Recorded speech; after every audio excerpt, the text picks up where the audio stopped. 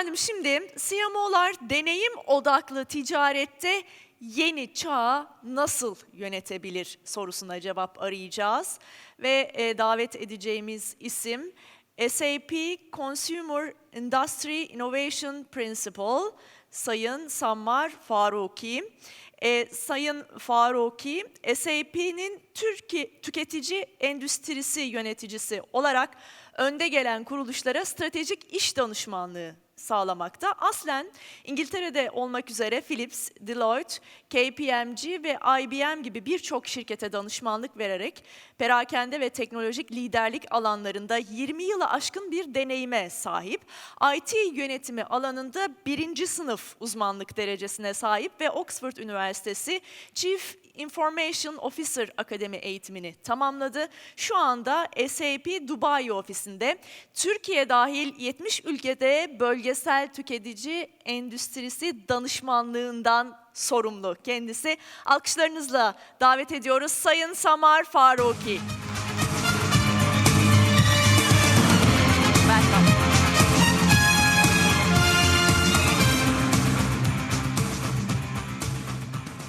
Hello, good morning.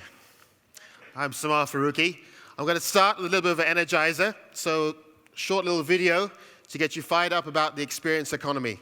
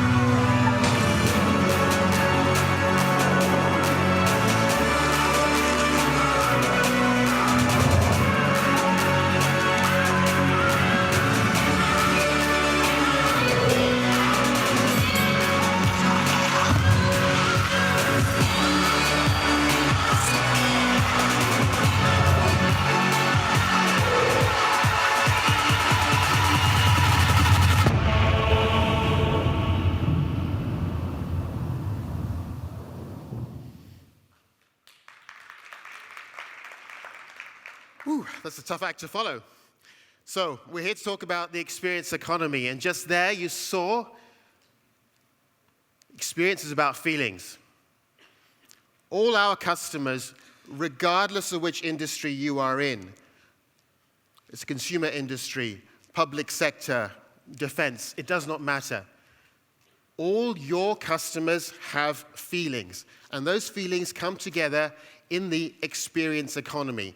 So in this presentation, we're going to talk about what does the experience economy mean, how do we understand that, and what do we do about that to compete in this new world of feelings. So, what do we mean? The experience economy is a new paradigm. We've all done NPS, right? I'm sure there's no one in the room who's not familiar with NPS, has not done it before, right? But we are moving forward from that. We're moving to an enriched universe of understanding our customers, their feelings, their thoughts, and their wishes. So in the world today, we have a real challenge, the experience gap. So 80% of CEOs will say that they believe that their organizations are providing a great experience to their customers. However, the reality is that only 8% of their customers agree with that. That represents a significant gap between understanding and expectation and reality. That gap globally is worth $1.6 trillion. That is revenue left on the table. So, what are we going to do about this? There's a huge gap. How do we start to address that? So what I'm going to do is take you on a little journey, a little example to understand what we mean by experience. You are all very well qualified. You're all very well experienced. But let's just step back a minute and say, let's explore what we mean by the experience economy and how we can address that. So, with all due respect to our fellow sponsor, Nescafe, I'm going to explore the commodity of coffee, because that's a product we can all relate to. That's an experience that we all have. So, what do we mean by the experience economy, taking the example of coffee? So, coffee originally, and obviously, is a commodity, right? The basic starting point of the economy for coffee is through sourcing, growing, the basic supply chain, produce this bag of coffee beans, right, that will be traded from one organization to another, a basic commodity.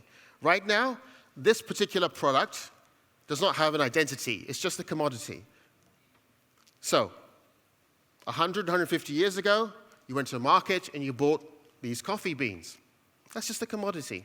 What happens next?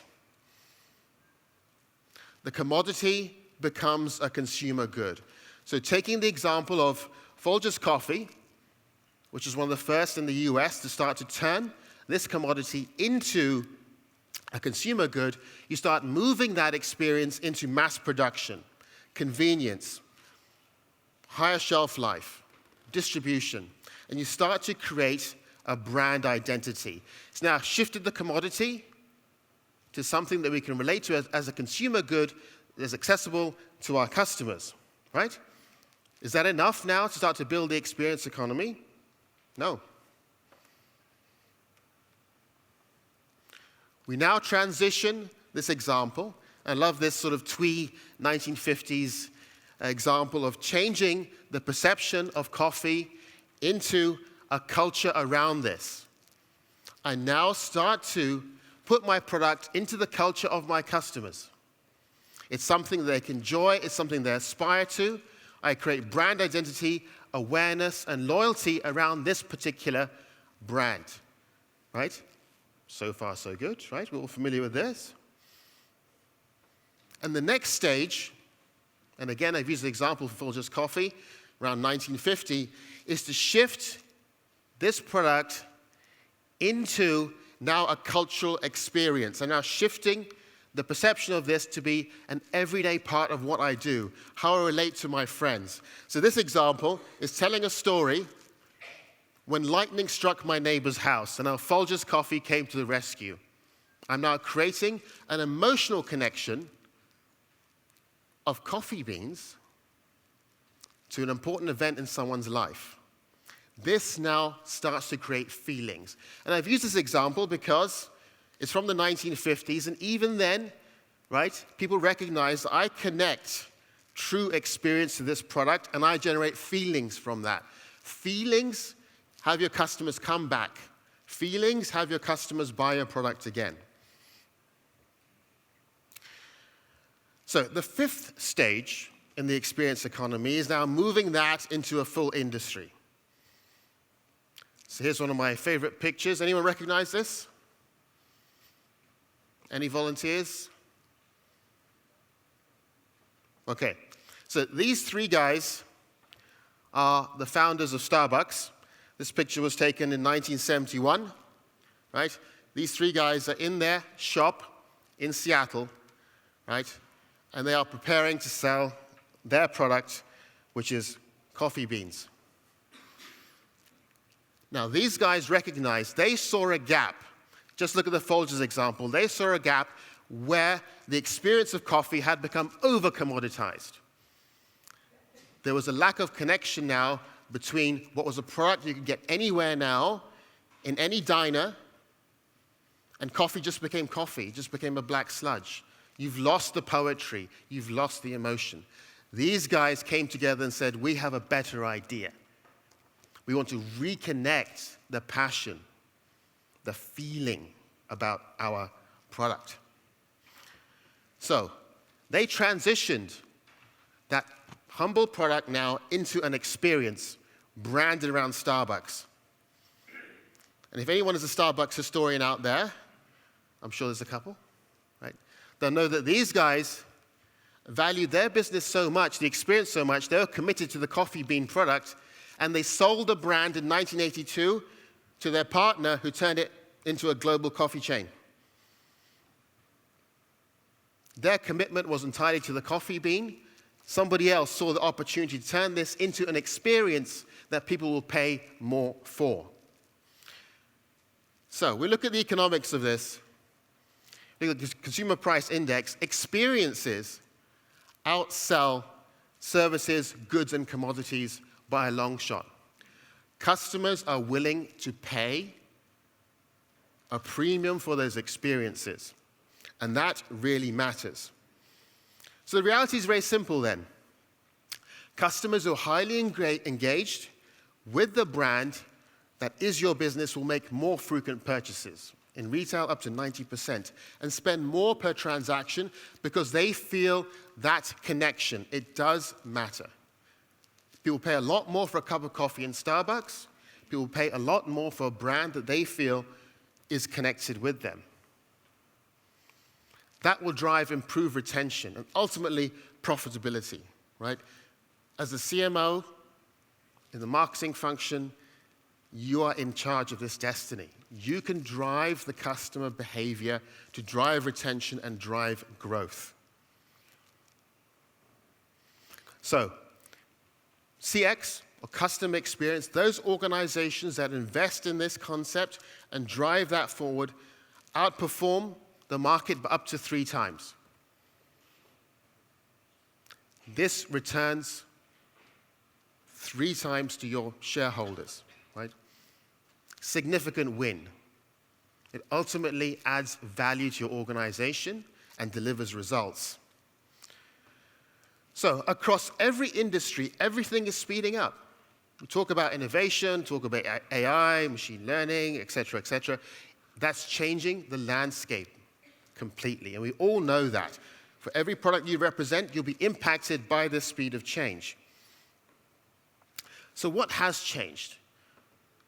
The shift about how we think about, how we engage with our customers has moved from the old model of thinking about, and perhaps how we were trained, we did our MBAs back in the day, right? From moments of truth, having a sequential process with the input, a process, and output, and you measure the result at the point of output, to now living in the world of continuous engagement.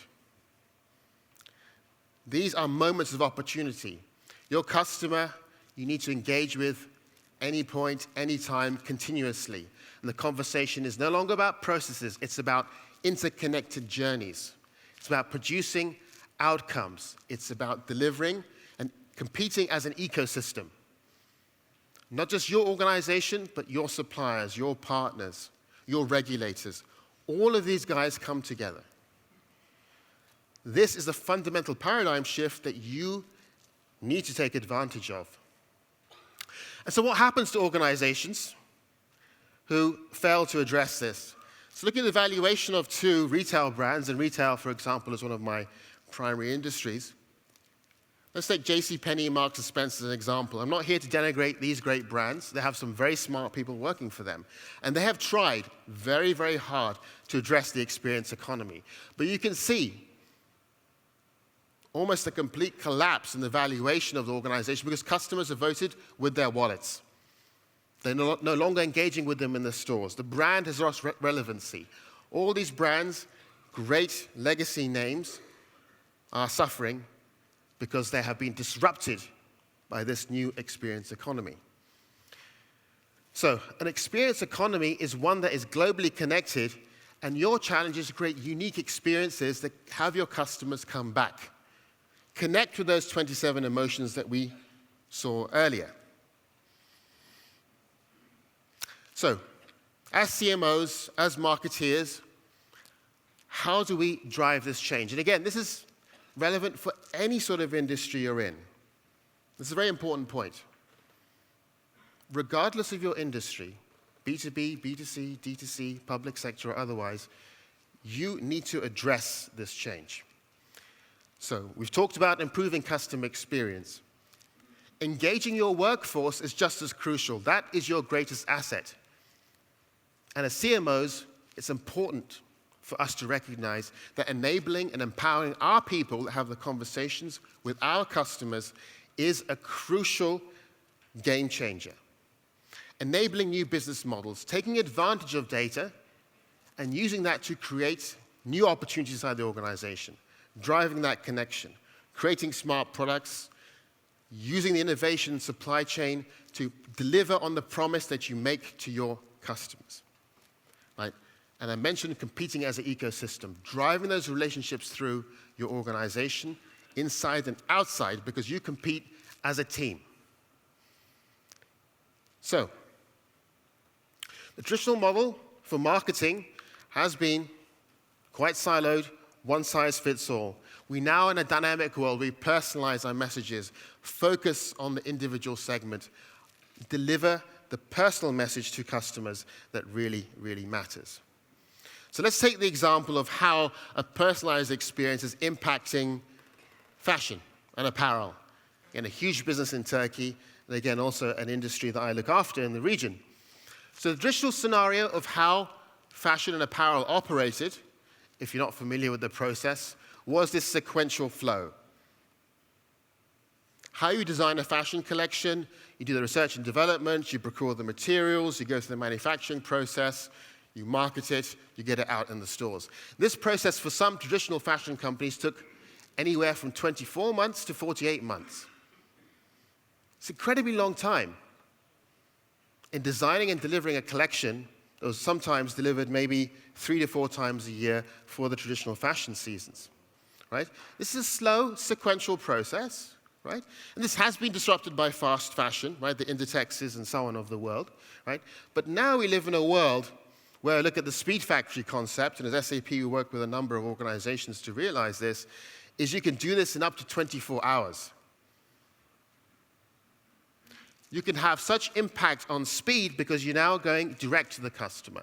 The customer tells you what they want through social media, through a direct connection with you. They can configure the product online.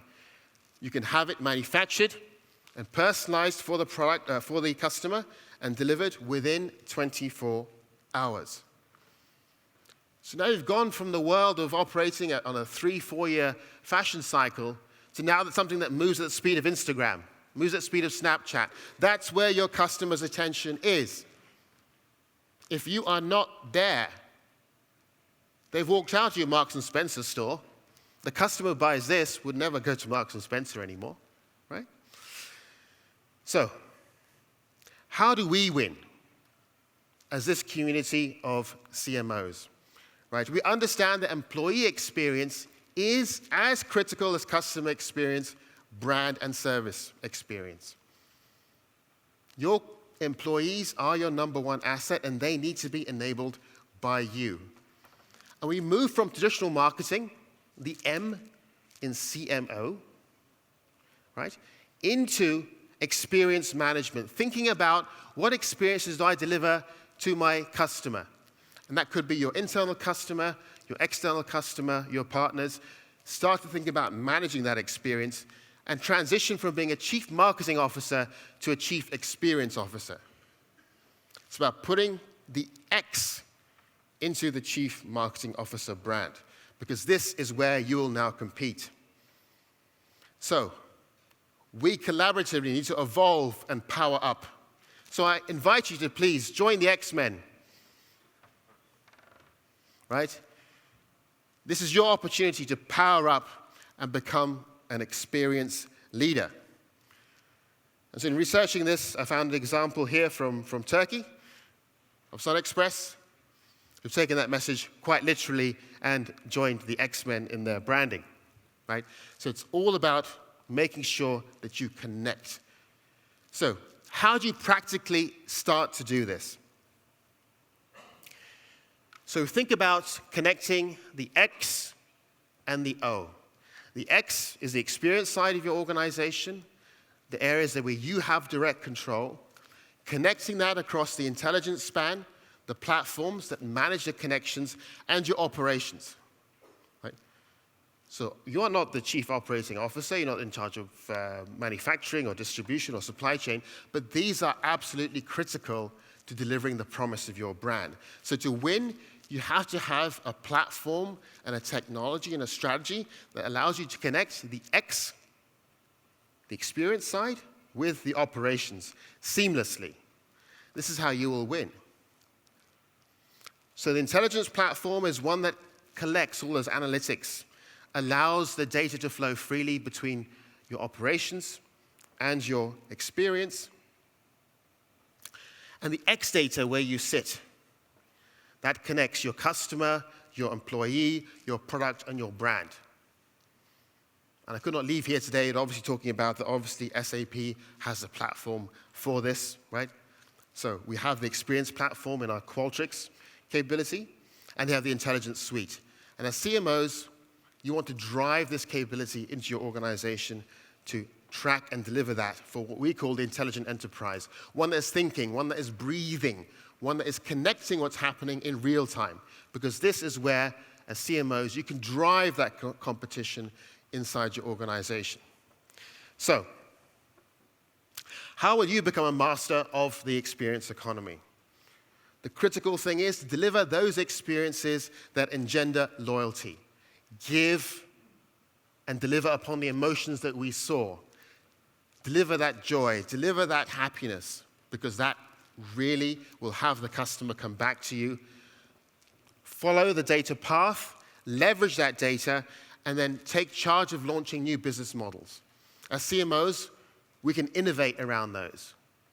Drive that across your organization and control every source of spend. Understand what you're spending on, how you're delivering upon that, and make sure that delivers the business result. So, how to get started? I'm available to you. Please come and have a chat with us. Come and visit us at the SAP booth.